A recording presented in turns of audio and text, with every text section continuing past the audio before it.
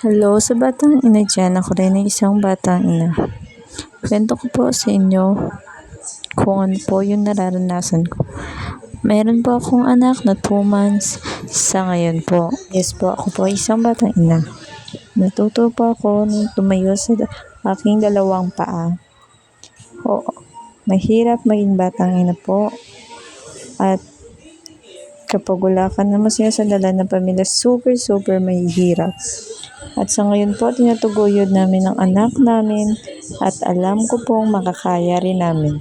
At hindi sa lahat ng araw, oras, panahon, hindi kami tutulungan ng Diyos. O alam po namin, nagtitiwala po kami sa Diyos, nagagabayan kami at bigyan ng kaya po, proud tayo sa ating sarili. Proud